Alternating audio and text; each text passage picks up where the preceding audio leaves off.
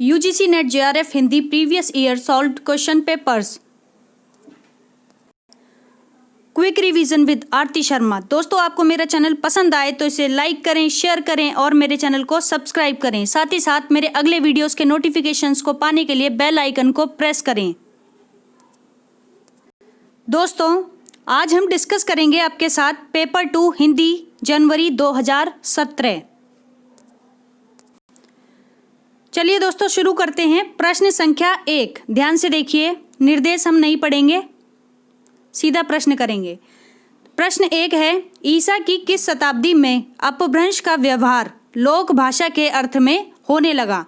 तो दोस्तों, इसका सही उत्तर है ऑप्शन 4, 11वीं शताब्दी। 11वीं शताब्दी में अपभ्रंश का व्यवहार लोक भाषा के अर्थ में होने लगा था और ये ईसा की 11वीं शताब्दी है। ठीक है, ध्यान रखिए। अगला क्वेश्चन है दूसरा, पुरुष परीक्षा। पुरुष परीक्षा किस कवि की रचना है? तो दोस्तों, इसका सही उत्तर है ऑप्शन 3, विद्यापति। विद्यापति की रचना है पुरुष परीक्षा। ठीक है, ध्यान रखिए।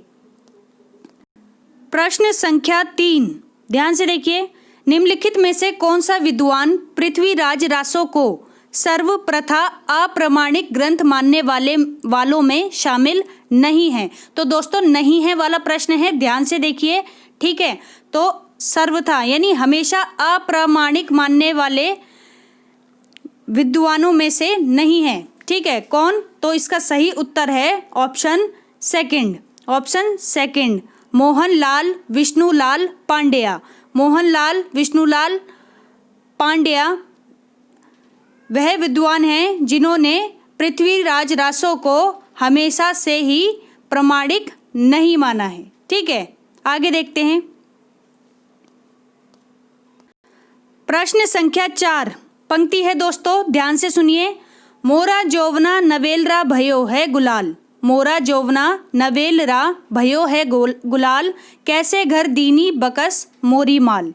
कैसे घर दीनी बकस मोरी माल। उक्त काव्य पंक्तियों के रचयिता कौन है? तो दोस्तों, इसका सही उत्तर होगा ऑप्शन सेकंड, अमीर खुसरो। अमीर खुसरो की पंक्ति है, मोरा जोबना नवेलरा भयो है गुलाल, कैसे घर दीनी बकस मोरी माल। ठीक है, अगला प्रश्न है 5, मीराबाई की उपासना किस प्रकार की थी? मोस्ट इंपॉर्टेंट क्वेश्चन है दोस्तों। ठीक है, तो मीराबाई की उपासना थी ऑप्शन 3, माधुर्य भाव की। याद रखिए, माधुर्य भाव की उपासना थी मीराबाई की। ठीक, तो इस तरह से दोस्तों अभी हमने देखा प्रश्न 5, जिसका सही उत्तर है माधुर्य भाव। ठीक है, अगला प्रश्न है 6, आचार्य रामचंद्र शुक्ल के अनुसार कबीर ने अपनी साखियों में सद्दुकड़ी भाषा का प्रयोग किया है। सद्दुकड़ी से उनका क्या अभिप्राय है? तो दोस्तों, सद्दुकड़ी भाषा से अभिप्राय बताना है कि क्या है, तो इसका सही उत्तर होगा आपका ऑप्शन 3, यानी राजस्थानी पंजाबी मिली खड़ी बोली। ठीक है, राजस्थानी पंजाबी मिश्रित खड़ी बोली को सद्दुकड़ी भाषा कहते हैं, जिसका प्रयोग किसने? कबीर ने किया। ठीक है, अगला प्रश्न है 7, सुजान कुमार किस सूफी प्रेम आख्यान का नायक है? सूफी प्रेम आख्यान का नायक बताना है, तो ध्यान से सुनिए प्रश्न को। ठीक है, सुजान कुमार एक रचना है, ठीक है, और नायक है। ठीक है, और ये किसका नायक है? सूफी प्रेम आख्यान का। तो बताना है कि वो प्रेम आख्यान कौन सा है। तो इसका सही उत्तर है दोस्तों हमारा ऑप्शन सेकंड, चित्रावली। चित्रावली का नायक है सुजान कुमार, ध्यान रखिए, और यह एक सूफी प्रेम आख्यानक काव्य है। ठीक है, और किसका है ये हम मुझे कमेंट बॉक्स में बताएंगे। ठीक है, प्रश्न संख्या 8, ध्यान से सुनिए, यहाँ पर पंक्ति है दोस्तों, सखी हूँ श्याम रंग रंगी। सखी हूँ श्याम रंग रंगी, देखी बिकाए गई वह मूर्ति सूरत माही पगी। देखी बिकाई गई वह मूर्ति सूरत माही पगी। तो दोस्तों, ये पंक्ति किसकी है? तो ये पंक्ति है हमारे किसकी?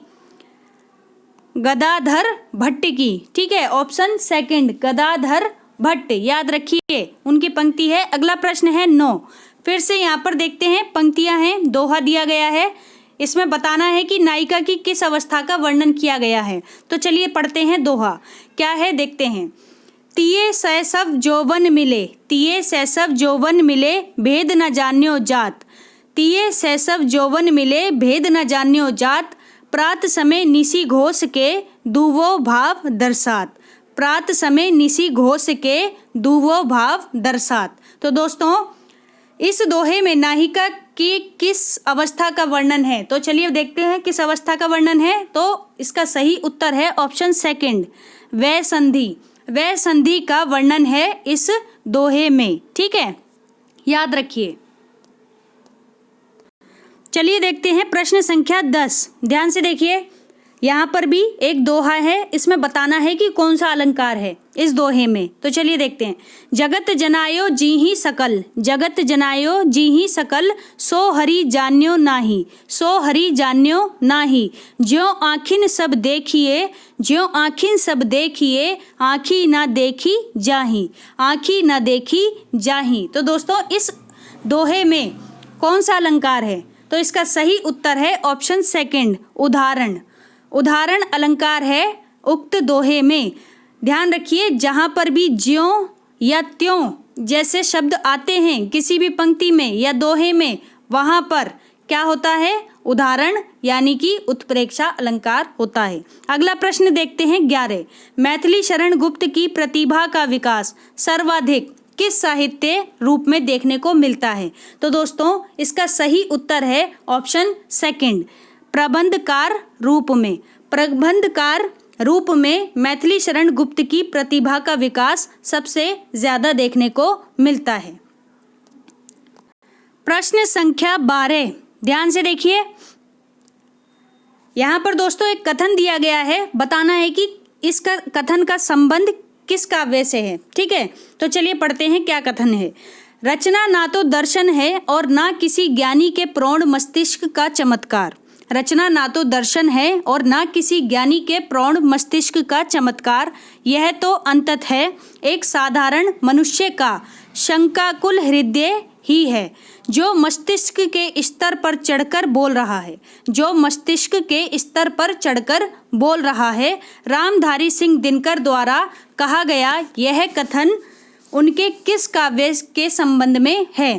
तो दोस्तों इसका सही उत्तर होगा ऑप्शन थर्ड, कुरुक्षेत्र। कुरुक्षेत्र के संबंध में है रामधारी सिंह दिनकर का यह कथन। ठीक है, आगे देखते हैं प्रश्न संख्या 13। यहाँ पर दोस्तों एक कविता की पंक्ति है, चलिए देखते हैं किसकी है ये कविता। तो अज्ञे की कविता है ये। उड़ गया गरजता यंत्र, उड़ गया गरजता यंत्र गरुण, बन बिंदु शून्य में पिघल गया पर सांप, पर सांप। ठीक है, तो यहाँ प्रश्न चिन्ह छोड़ दिया है इस कविता में। तो आप कविता पढ़ेंगे तो आपको समझ में आएगी कि ये कविता किसकी है और किससे संबंधित है। तो चलिए देखते हैं ये पंक्तियां अज्ञे की किस कविता से संबंधित हैं। तो बताना है कि किस कविता से ये पंक्तियां ली गई हैं। तो दोस्तों इसका सही उत्तर होगा ऑप्शन फोर्थ, हवाई अड्डे पर विदा।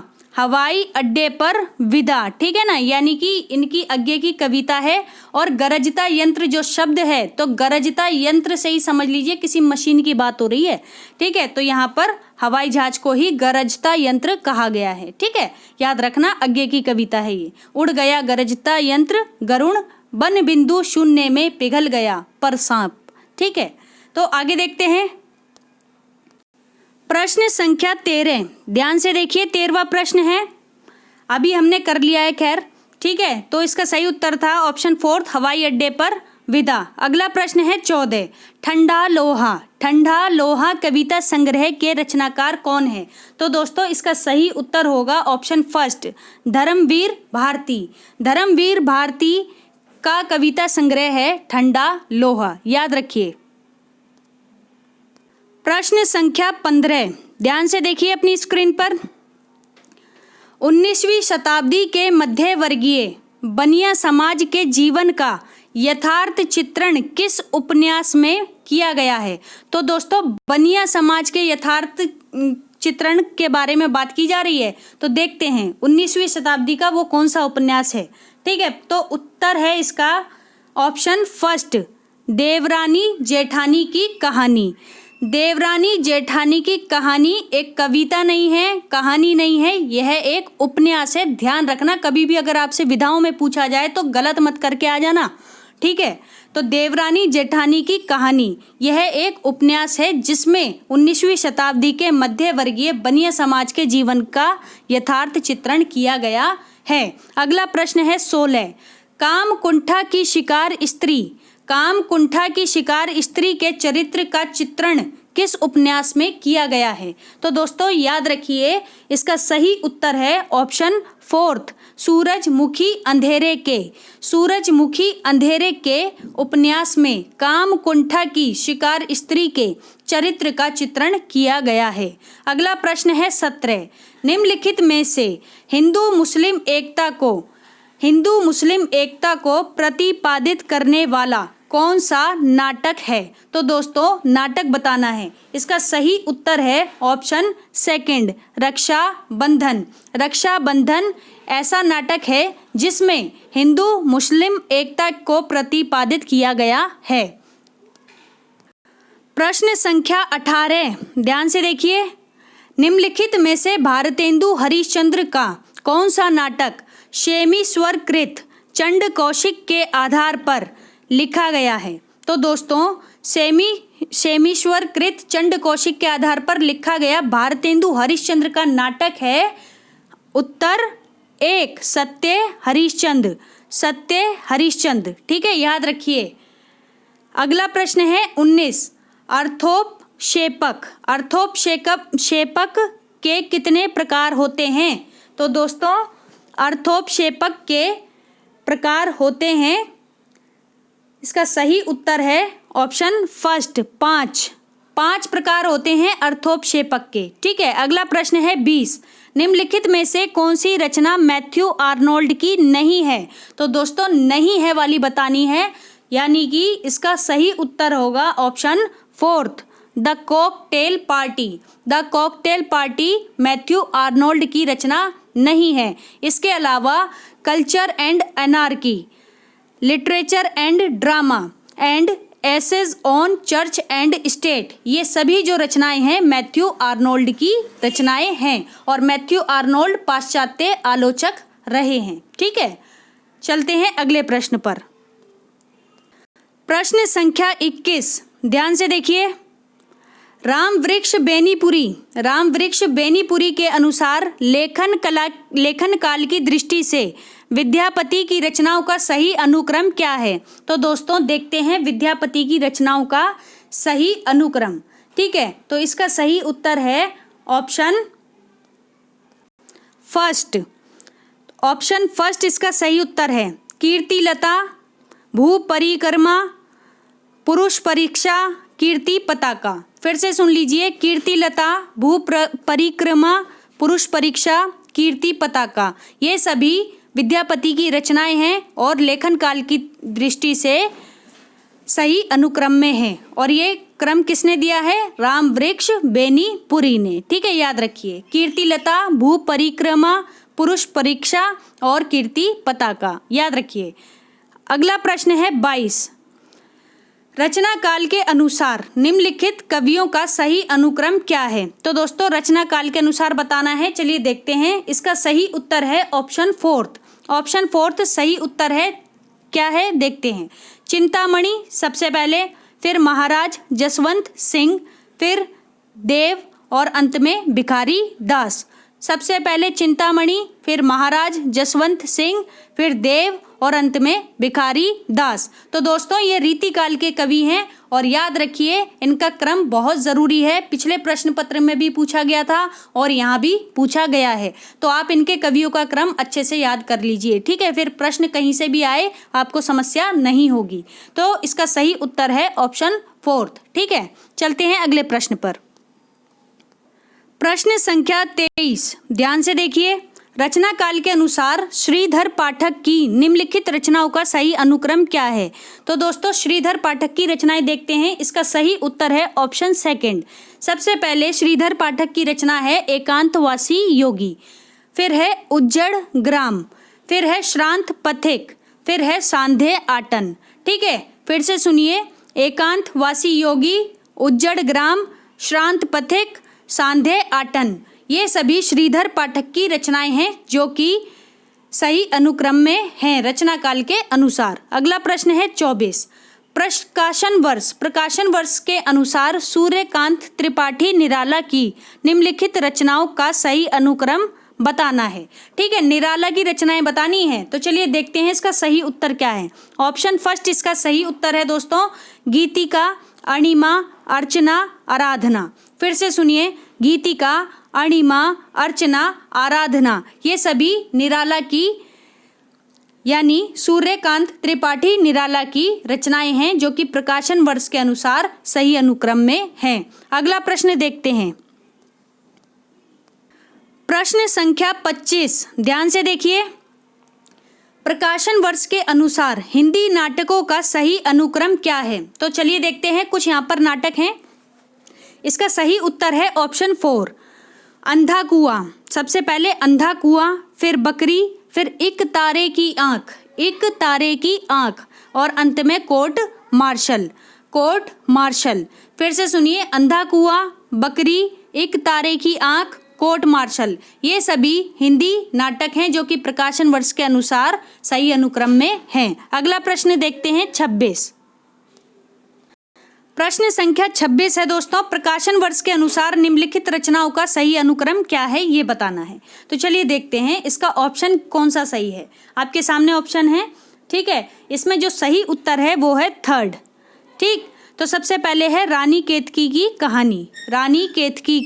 कहानी, फिर है वामा शिक्षक, फिर है भाग्यवती, और फिर है परीक्षा गुरु। ठीक है, इस तरह से आपके सामने प्रकाशन वर्ष के अनुसार निम्नलिखित रचनाएं हैं जिनका सही अनुक्रम है। ठीक है, रानी केतकी की कहानी, वामा शिक्षक, भाग्यवती, परीक्षा गुरु। प्रश्न संख्या 27, ध्यान से देखिए, आपके सामने है, प्रकाशन वर्ष के अनुसार निम्नलिखित आलोचना ग्रंथों का सही अनुक्रम बताना है। ठीक है, तो चलिए देखते हैं, इसका सही उत्तर है ऑप्शन सेकंड। तो सबसे पहले है आलोचना ग्रंथ कौन सा, हिंदी साहित्य के 80 वर्ष, कामायनी एक पुनर्विचार, फिर है अधूरे साक्षात्कार, फिर है वाद विवाद संवाद। फिर से सुनिए, हिंदी साहित्य के 80 वर्ष, फिर है कामायनी एक पुनर्विचार, फिर है अधूरे साक्षात्कार, और अंत में है वाद विवाद संवाद। तो ये सभी आलोचनात्मक ग्रंथ हैं जो कि प्रकाशन वर्ष के अनुसार सही अनुक्रम में हैं। इनके रचनाकार कौन हैं ये आप अपनी पुस्तकों से देख लीजिए। ठीक है, जो भी प्रश्न पत्र में रचनाएं पूछी जा रही हैं उनके रचनाकार और रचनाकाल तो आप अच्छे से याद कर ही लीजिए। ठीक है, अगला प्रश्न है 28, देखते हैं, ऐतिहासिक दृष्टि से निम्नलिखित पाश्चात्य साहित्य चिंतकों का पूर्वापर अनुक्रम क्या है। तो चलिए देखते हैं, पाश्चात्य साहित्य चिंतकों का पूर्वापर अनुक्रम बताना है। तो इसका सही उत्तर है ऑप्शन फर्स्ट, सबसे पहले आए कौन, अरस्तु। ठीक है, अरस्तु, फिर कॉलरिज, ठीक है, फिर मैथ्यू आर्नोल्ड, फिर टीएस इलियट। याद रखिए, अरस्तु, इनमें से कुछ नाम मिसिंग है, ये बीच में से उठा लिए गए हैं, तो आपको इन सारे रचनाकारों का क्रम भी पता होना चाहिए। ठीक है, ये चिंतक हैं सारे, अरस्तु, फिर कॉलरिज, फिर मैथ्यू आर्नोल्ड, और फिर हैं टीएस इलियट। याद रखिए। चलते हैं अगले प्रश्न पर। तो इस तरह हमने देखा प्रश्न 28 का सही उत्तर था ऑप्शन फर्स्ट। अब चलते हैं अगले प्रश्न पर 29। तो भरत मुनि के अनुसार नाट्य कृतियों का सही क्रम क्या है। यहाँ वृत्ति नहीं होगा, कृति होगा। तो भरत मुनि के अनुसार नाट्य कृतियों का सही अनुक्रम बताना है। इसका सही उत्तर है दोस्तों ऑप्शन थर्ड इसका सही उत्तर है। सबसे पहले भारती, फिर सातवती, फिर है कैशिकी और आरभटी। ठीक है, तो नाट्य वृत्तियां हैं, ठीक है, नाट्य वृत्तियां, उनका सही अनुक्रम कृतियां नहीं है, वृत्तियां ही होगा। ठीक है, तो नाट्य वृत्ति दी है कुछ भरत मुनि ने, तो देखते हैं क्या क्या है। सबसे पहले भारती, फिर सातवती, फिर कौशिकी और अंत में आरभटी। कितना डीप क्वेश्चन पूछा गया है। ठीक है, ध्यान से देखिए, भारती, सातवती, कैशिकी, आरभटी, याद रखिए। प्रश्न संख्या 30, ध्यान से देखिए। जन्म काल के अनुसार हिंदी आलोचकों का सही अनुक्रम क्या है? तो चलिए देखते हैं जन्म काल के अनुसार हिंदी आलोचकों का सही अनुक्रम। तो इसका सही उत्तर होगा दोस्तों ऑप्शन सेकंड। ऑप्शन सेकंड इसका सही उत्तर है। सबसे पहले हैं रामचंद्र शुक्ल, फिर हैं नंद दुलारे वाजपेयी, फिर हैं रामविलास शर्मा और अंत में है नगेंद्र। फिर से सुनिए, रामचंद्र शुक्ल, नंद दुलारे वाजपेयी, रामविलास शर्मा और अंत में है नगेंद्र, डॉक्टर नगेंद्र। तो जन्म काल के अनुसार ये आलोचकों का, हिंदी आलोचकों का सही अनुक्रम है। प्रश्न संख्या 31, ध्यान से देखिए। निम्नलिखित काव्य पंक्तियों को उनके कवियों के साथ सुमिलित करना है। तो यहाँ पर कुछ काव्य पंक्तियां हैं और यहाँ पे क्या है, कवि हैं। तो चलिए देखते हैं इसका सही उत्तर क्या है। तो सही उत्तर आंसर की के अकॉर्डिंग फर्स्ट है। तो इसके अकॉर्डिंग अब हम मिलान करेंगे। तो सबसे पहले जो पंक्ति है देखते हैं। हूँ सब कबीन्हे केर पछी लगा, हूँ सब कबीन्हे केर पछी लगा, ये किसकी पंक्ति है? ऑप्शन सेकंड, जायसी की पंक्ति है। ठीक है, याद रखिए जायसी की। अगली पंक्ति है कबित विवेक एक नहीं मोरे, कबित विवेक एक नहीं मोरे, ये पंक्ति किसकी है? तो ये पंक्ति है तुलसीदास की, तुलसीदास की। ठीक है, याद रखिए। अगली पंक्ति है सी, प्रभु जी हूँ पतितन को टीको, प्रभु जी हूँ पतितन को टीको, ये किसकी पंक्ति है? तो दोस्तों ये पंक्ति है सूरदास की। ठीक है, याद रखिए सूरदास की पंक्ति है। अगली पंक्ति देखते हैं कौन सी है। अब तो अजपा जपू मन मेरे, अब तो अजपा जपू मन मेरे, सुर नर असुर टहलुआ जाके, मुनि गंधर्व हैं जाके चेरे, मुनि गंधर्व हैं जाके चेरे, ये पंक्ति किसकी है? तो दोस्तों ये पंक्ति है मलूक दास की, मलूक दास की पंक्ति है ये। ठीक है, याद रखिए मलूक दास। सही, चलते हैं अगले प्रश्न पर। प्रश्न संख्या 32, ध्यान से देखिए। निम्नलिखित रचनाओं को उनके रचनाकारों के साथ सुमेलित कीजिए। तो देखते हैं यहाँ पर कुछ रचनाकार हैं। ठीक है, यहाँ पर कुछ रचनाएं हैं, ये वाली रचनाएं हैं और ये रचनाकार हैं। चलिए देखते हैं इसका सही उत्तर जो है आंसर की के अकॉर्डिंग सेकंड है। तो चलिए मिलान करते हैं सेकंड के अकॉर्डिंग अपना उत्तर। तो सबसे पहले कौन सी कृति है? राहुल वेल। राहुल वेल किसकी कृति है? तो ये कृति है रोड़ा कवि की, यानी रोड कवि। ठीक है, याद रखिए। अगली कौन सी कृति है? खुमाण रासो। खुमाण रासो किसकी कृति है? दलपत विजय, यानी कि दलपत विजय की कृति है। ठीक है, दलपति विजय भी मिलता है कहीं कहीं। अगली कृति है चंदन बाला रास। चंदन बाला रास किसकी कृति है? तो दोस्तों ये कवि आसगू की कृति है, चंदन बाला रास। अगली कौन सी है? योग चर्या। योग चर्या किसकी कृति है? तो दोस्तों डोम्बी पा की कृति है योग चर्या, याद रखिए डोम्बी पा। सही है, चलते हैं अगले प्रश्न पर। प्रश्न संख्या 33, ध्यान से देखिए। निम्नलिखित कवियों को उनकी काव्य कृतियों के साथ सुमेलित करना है। तो यहाँ पर कुछ कवि हैं और यहाँ पे कुछ काव्य कृतियाँ हैं। ऑप्शन थर्ड जो है वो हमारा सही है। तो चलिए इसके अकॉर्डिंग अब हम मिलान करते हैं। सही है, सबसे पहले जो कवि हैं वो कौन है? सिया राम शरण गुप्त। सिया राम शरण गुप्त, इनकी कृति कौन सी है? तो इनकी कृति है मौर्य विजय, यानी कि इनके सामने ही है। सही है, अगली देखते हैं अगली कौन सी कृति है। अगले कवि हैं बालकृष्ण शर्मा नवीन। बालकृष्ण शर्मा नवीन, इनकी काव्य कृति कौन सी है? तो विप्लव गायन। विप्लव गायन इनकी काव्य कृति है, किसकी? बालकृष्ण शर्मा नवीन की। अगले कौन है? अगली है हमारी कवित्री सुभद्रा कुमारी चौहान। सुभद्रा कुमारी चौहान की काव्य कृति कौन सी है? तो इनकी काव्य कृति है राखी की चुनौती, यानी ऑप्शन सेकंड, राखी की चुनौती। ठीक है, याद रखिए सुभद्रा कुमारी चौहान। अगले कवि हैं हमारे गया प्रसाद शुक्ल सनेही। गया प्रसाद शुक्ल सनेही, इनकी काव्य कृति कौन सी है? तो इनकी काव्य कृति है राष्ट्रीय तरंग। राष्ट्रीय तरंग इनकी काव्य कृति है, किसकी? गया प्रसाद शुक्ल सनेही की। ठीक है, चलते हैं अगले प्रश्न पर। प्रश्न संख्या 34, ध्यान से देखिए, आपके सामने है स्क्रीन पर। निम्नलिखित काव्य पंक्तियों को उनके कवियों के साथ सुमेलित करना है। तो यहाँ पर पंक्ति हैं, कुछ कवि भी हैं, ठीक है। ये पंक्तियां हैं, ये कवि हैं। चलिए मिलान करते हैं। ऑप्शन फर्स्ट जो है इसका सही आंसर है, तो इसके अकॉर्डिंग अब हम मिलान करेंगे। चलिए देखते हैं। सबसे पहले पंक्ति कौन सी है? श्रेय नहीं कुछ मेरा, श्रेय नहीं कुछ मेरा, मैं तो डूब गया था स्वयं शून्य में, मैं तो डूब गया था स्वयं शून्य में, वीणा के माध्यम से अपने को मैंने सब कुछ को सौंप दिया था, वीणा के माध्यम से अपने को मैंने सब कुछ को सौंप दिया था। ये पंक्ति किसकी है? तो दोस्तों अज्ञे की पंक्ति है ये, ठीक है। असाध्य वीणा इनकी कविता है, उससे ली गई है ये पंक्ति, ठीक है। अज्ञे की पंक्ति है। अगली पंक्ति देखते हैं।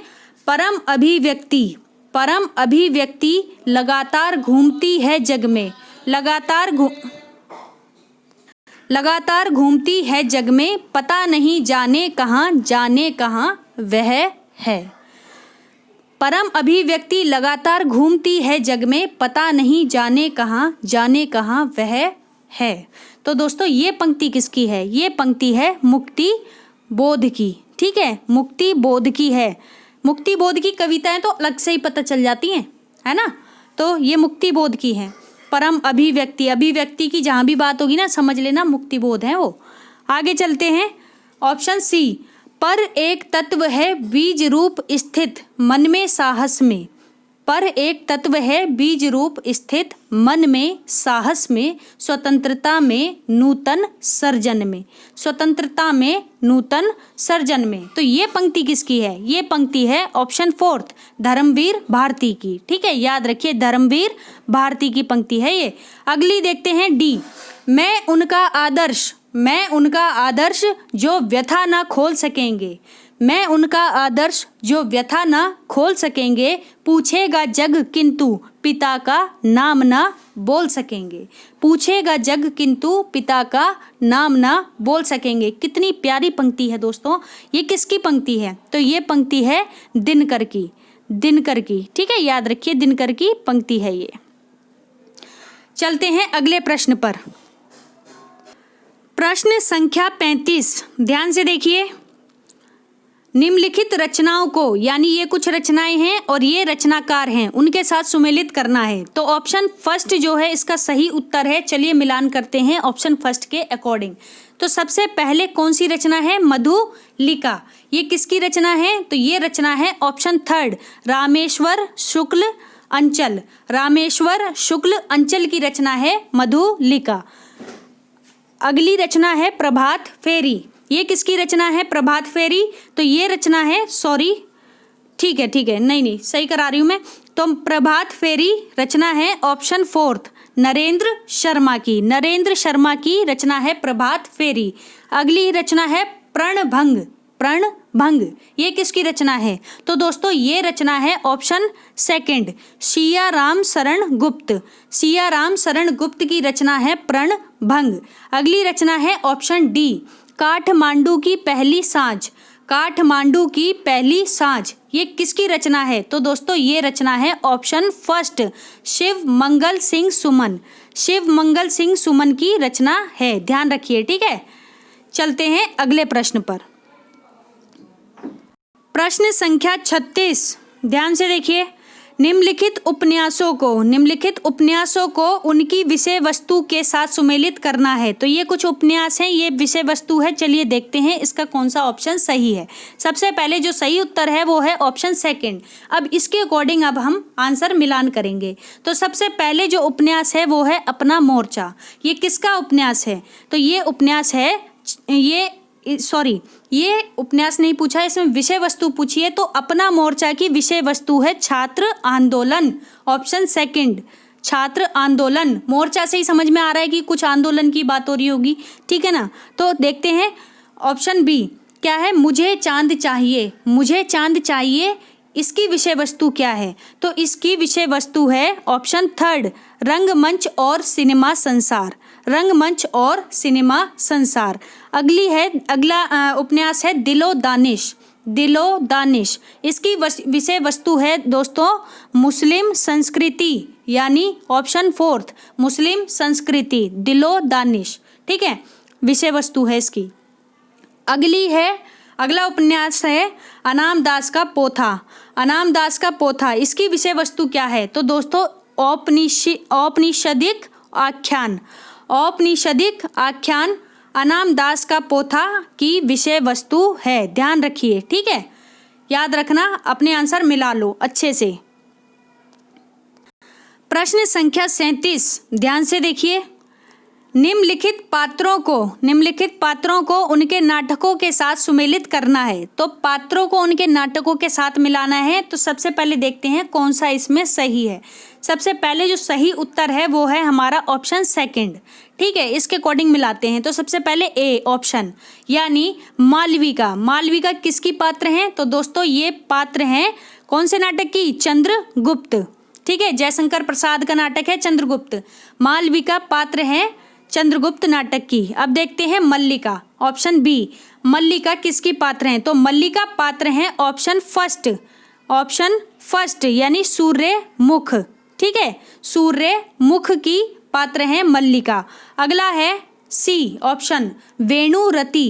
वेणुरति किसकी पात्र हैं? तो दोस्तों वेणुरति पात्र हैं ऑप्शन सेकंड देहांतर। देहांतर की पात्र हैं वेणुरति। अगला ऑप्शन है डी देवयानी। देवयानी किस नाटक की पात्र हैं? तो ये पात्र हैं दोस्तों शस्त्र संतान। शस्त्र संतान नाटक की पात्र हैं देवयानी, ठीक है। इस प्रकार हमारे प्रश्न 37 का सही मिलान हमने कर लिया है। प्रश्न संख्या 38, निम्नलिखित आलोचना ग्रंथों को उनके आलोचकों के साथ सुमेलित करना है। तो दोस्तों यहाँ पर कुछ आलोचना ग्रंथ हैं और यहाँ पर कुछ आलोचक हैं। चलिए देखते हैं। ऑप्शन सेकंड जो है इसका सही उत्तर है, ठीक है, इसके अनुसार अब हम मिलान करेंगे। तो सबसे पहला आलोचना ग्रंथ जो है वो है साहित्य क्यों। साहित्य क्यों ये किस आलोचक का ग्रंथ है? तो देखते हैं। ऑप्शन फोर्थ इसका सही उत्तर है विजयदेव नारायण शाही। विजयदेव नारायण शाही का आलोचनात्मक ग्रंथ है साहित्य क्यों। याद रखिए साहित्य क्यों। फिर है हमारा ऑप्शन बी भाषा और संवेदना। भाषा और संवेदना किसका आलोचनात्मक ग्रंथ है? तो दोस्तों ये आलोचनात्मक ग्रंथ है रामस्वरूप चतुर्वेदी। रामस्वरूप चतुर्वेदी का, ठीक है। अगला ऑप्शन है सी लोकवादी तुलसीदास। लोकवादी तुलसीदास ये किसका आलोचनात्मक ग्रंथ है? तो दोस्तों ऑप्शन फर्स्ट विश्वनाथ त्रिपाठी। विश्वनाथ त्रिपाठी का आलोचनात्मक ग्रंथ है लोकवादी तुलसीदास। फिर है हमारा कविता की तीसरी आंख। कविता की तीसरी आंख ऑप्शन डी। इसके सही आलोचक कौन है? तो इसके आलोचक हैं ऑप्शन सेकंड प्रभाकर श्रोत्रिय। प्रभाकर श्रोत्रिय, ठीक है, याद रखिए कविता की तीसरी आंख। प्रश्न संख्या 39, ध्यान से देखिए। निम्नलिखित ग्रंथों को उनके रचनाकारों के साथ सुमेलित करना है। तो सबसे पहले ये ग्रंथ हैं, कुछ ये रचनाकार हैं। चलिए देखते हैं। ऑप्शन फोर्थ जो है इसका सही उत्तर है। आइए मिलान करते हैं। सबसे पहले कौन सा ग्रंथ है? रस मीमांसा। ये किसका ग्रंथ है? ये ग्रंथ है रामचंद्र शुक्ल का। फिर है हिंदी साहित्य का आदिकाल। ये किसका ग्रंथ है? तो हिंदी साहित्य का आदिकाल हजारी प्रसाद द्विवेदी का ग्रंथ है। हजारी प्रसाद द्विवेदी, याद रखिए। फिर है ऑप्शन सी निराला की साहित्य साधना। निराला की साहित्य साधना ये किसका ग्रंथ है? तो दोस्तों ये ग्रंथ है रामविलास शर्मा का। ऑप्शन फर्स्ट इसका सही उत्तर है रामविलास शर्मा, ठीक है। फिर है डी ऑप्शन आधुनिक साहित्य सृजन और समीक्षा। आधुनिक साहित्य सृजन और समीक्षा ये किसका ग्रंथ है? तो दोस्तों ये ग्रंथ है ऑप्शन सेकंड नंद दुलारे वाजपेयी। नंद दुलारे वाजपेयी का ग्रंथ है आधुनिक साहित्य सृजन और समीक्षा। प्रश्न संख्या 40, निम्नलिखित उक्तियों को उनके आचार्यों के साथ सुमेलित करना है। चलिए देखते हैं उक्तियां। सबसे पहले देखते हैं ऑप्शन कौन सा सही है। तो प्रश्न 40 का सही उत्तर है ऑप्शन फर्स्ट। आइए मिलान करेंगे ऑप्शन फर्स्ट के अकॉर्डिंग। तो सबसे पहले जो पंक्ति है वो है हमारी शब्दार्थौ सहितौ काव्यम। शब्दार्थौ सहितौ काव्यम, ठीक है। तो ये किसकी पंक्ति है? ये पंक्ति है भामे की। याद रखिए भामे की, ठीक है। फिर है ऑप्शन बी, वाक्यम रसात्मक काव्यम। वाक्यम रसात्मक काव्यम, ये किसकी पंक्ति है? ये पंक्ति है विश्वनाथ की। विश्वनाथ की पंक्ति है वाक्यम रसात्मक काव्यम। ठीक है। फिर है ऑप्शन सी, रमणीयार्थ प्रतिपादकः शब्दः काव्यम। रमणीयार्थ प्रतिपादकः शब्दः काव्यम, तो ये किसकी पंक्ति है? ये पंक्ति है दोस्तों ऑप्शन फर्स्ट, पंडित राज जगन्नाथ। पंडित राज जगन्नाथ की पंक्ति है रमणीयार्थ प्रतिपादकः शब्दः काव्यम। ठीक है। ऑप्शन डी देखो, तद दोषौ शब्दार्थौ सगुणावलन कृति पुनः क्वापि। फिर से सुनिए, तद दोषौ शब्दार्थौ सगुणावलन कृति पुनः क्वापि, तो ये किसकी पंक्ति है? ये पंक्ति है ऑप्शन सेकंड, मम्मट की पंक्ति है। ठीक है। तो इस तरह से हमने सही मिलान कर लिया है। चलते हैं अगले प्रश्न पर। दोस्तों यहाँ पर कुछ निर्देश हैं, ध्यान से देखिए। प्रश्न संख्या 41 से 45 तक के प्रश्नों में 2 कथन दिए गए हैं। इनमें से एक स्थापना है और दूसरा तर्क है। कोड में दिए गए विकल्पों में से सही विकल्प का चयन करना है। तो चलिए देखते हैं प्रश्न संख्या 41। सबसे पहले स्थापना देखते हैं क्या है। रीति काल में जनसाधारण का जीवन सामंती विलासपूर्ण आकांक्षाओं और भोगपूर्ण श्रृंगार से ओतप्रोत था। रीति काल में जनसाधारण का जीवन सामंती विलासपूर्ण आकांक्षाओं और भोगपूर्ण श्रृंगार से ओतप्रोत था। ये स्थापना है। तर्क देखते हैं। इसलिए नैतिकता की दृष्टि से जनसाधारण का आचरण और चरित्र दरबारी संस्कृति से अलग नहीं हो पाया था। इसलिए नैतिकता की दृष्टि से जनसाधारण का आचरण और चरित्र दरबारी संस्कृति से अलग नहीं हो पाया था। ठीक है, आचरण और चरित्र। तो चलिए देखते हैं इसका सही उत्तर क्या है। ऑप्शन सेकंड इसका सही उत्तर है। ए गलत और आर गलत, यानी स्थापना भी गलत है और तर्क भी गलत है। ठीक है, दोनों ही गलत हैं। अगला क्वेश्चन है 42। स्थापना है, साहित्य एवं कलाएं वर्ग हितों का ही प्रतिबिंबन और प्रतिनिधित्व करती हैं। साहित्य एवं कलाएं वर्ग हितों का ही प्रतिबिंबन और प्रतिनिधित्व करती हैं। तर्क है हमारा दोस्तों, चूंकि साहित्य की चेतना शासन और सत्ता की विचारधारा से प्रतिबद्ध होती है। तो इसका सही उत्तर क्या है? इसका सही उत्तर होगा हमारा ऑप्शन फर्स्ट। इसका सही उत्तर है हमारा ऑप्शन फर्स्ट। ठीक है, तो इसके अनुसार हमारा ए गलत और आर गलत, यानी स्थापना भी गलत और तर्क भी गलत, दोनों ही गलत हैं। प्रश्न संख्या 43। स्थापना, बिंब अति केंद्रीय होते हैं। बिंब अति इंद्रिय होते हैं, अति केंद्रीय नहीं, गलत बोल रही हूँ मैं। बिंब अति इंद्रिय होते हैं। ठीक है, और तर्क है हमारा, क्या है तर्क? क्योंकि उनमें ऐन्द्रिकता का होना अनिवार्य है। क्योंकि उनमें ऐन्द्रिकता का होना अनिवार्य है। तो चलिए देखते हैं इसका सही उत्तर क्या है। ठीक है, तो इसका सही उत्तर है प्रश्न 43 का ऑप्शन सेकंड, यानी ए गलत और आर सही। ए हमारा गलत है और आर हमारा सही है। ठीक है, अगला प्रश्न है 44। ध्यान से देखिए, प्रश्न संख्या 44। ठीक है, स्थापना है, हृदय सहित समाज में उत्पन्न होने वाला हर व्यक्ति सहृदय और सामाजिक होता है। ठीक है, हर व्यक्ति जो है क्या होता है? सहृदय और सामाजिक होता है, हृदय सहित समाज में उत्पन्न होने वाला। तर्क है दोस्तों, इसीलिए साहित्य शास्त्र में उनके लिए किसी गुण अथवा लक्षणों का उल्लेख नहीं किया गया है। इसीलिए साहित्य शास्त्र में उनके लिए किसी गुण अथवा लक्षणों का उल्लेख नहीं किया गया है। तो इसका सही उत्तर होगा दोस्तों ऑप्शन सेकंड, ए गलत और आर गलत, यानी स्थापना भी गलत है और तर्क भी हमारा गलत है, दोनों ही गलत हैं। तो इस तरह देखा हमने प्रश्न 44 का सही उत्तर था 2, जिसके अनुसार हमारी स्थापना भी गलत थी और हमारा तर्क भी गलत था। चलिए देखते हैं ऑप्शन 45, प्रश्न 45। स्थापना है दोस्तों, रस कार्य यानी कारणजन्य, रूप वस्तु नहीं। रस कार्य रूप वस्तु नहीं। तर्क है, क्योंकि वह तो विभाव आदि समूहालंबनात्मक अनुभव है, न कि विभाव आदि द्वारा उत्पन्न की गई वस्तु, न कि विभाव आदि द्वारा उत्पन्न की गई वस्तु। कारण ज्ञान और कार्य ज्ञान का एक समय में होना कदापि संभव नहीं है। कारण ज्ञान और कार्य ज्ञान का एक समय में होना कदापि संभव नहीं है। तो देखते हैं, इसका सही उत्तर है ऑप्शन 4, ए सही और आर भी सही, यानी स्थापना भी सही है और हमारा तर्क भी सही है। दोनों की दोनों ही सही हैं। प्रश्न करने से पहले देखेंगे निर्देश क्या है यहाँ पर, ठीक है। पैटर्न बदल रहा है प्रश्नों का। निम्नलिखित अवतरण को ध्यानपूर्वक पढ़िए और उससे संबंधित प्रश्नों यानी प्रश्न संख्या 46 से 50 के दिए गए विकल्पों में से सही विकल्प का चयन कीजिए। चलिए देखते हैं क्या है अवतरण।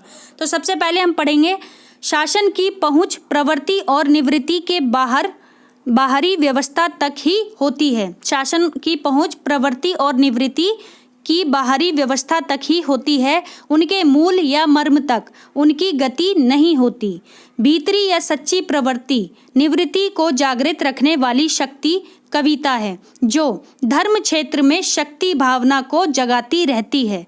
भक्ति धर्म की रसात्मक अनुभूति है। अपने मंगल और लोक के मंगल का संगम उसी के भीतर दिखाई पड़ता है। इस संगम के लिए प्रकृति के क्षेत्र के बीच मनुष्य को अपने हृदय के प्रसार का अभ्यास करना चाहिए। जिस प्रकार ज्ञान नर सत्ता के प्रसार के लिए है, उसी प्रकार हृदय भी रागात्मिका वृत्ति के प्रसार के बिना विश्व के साथ जीवन का प्रकृत सामंजस्य घटित नहीं हो सकता। जब मनुष्य के सुख और आनंद का मेल शेष प्रकृति के सुख सौंदर्य के साथ हो जाएगा, जब उसकी रक्षा का भाव तृण गुल्म वृक्ष लता पशु पक्षी कीट पतंग सबकी रक्षा के भाव के साथ समन्वित हो जाएगा, तब उसके अवतार का उद्देश्य पूर्ण हो जाएगा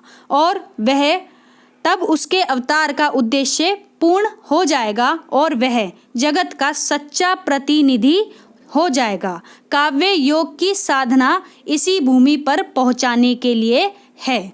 ठीक है, तो ये था हमारा अवतरण। चलिए देखते हैं इससे संबंधित प्रश्न। प्रश्न संख्या 46, कविता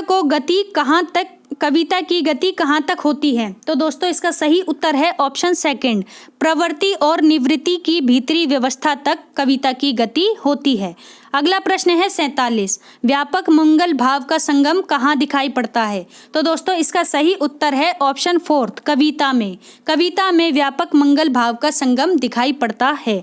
अगला प्रश्न है 48, जीवन में स्वाभाविक सामंजस्य कैसे संभव है? तो दोस्तों इसका सही उत्तर है ऑप्शन 1, रागात्मिका वृत्ति के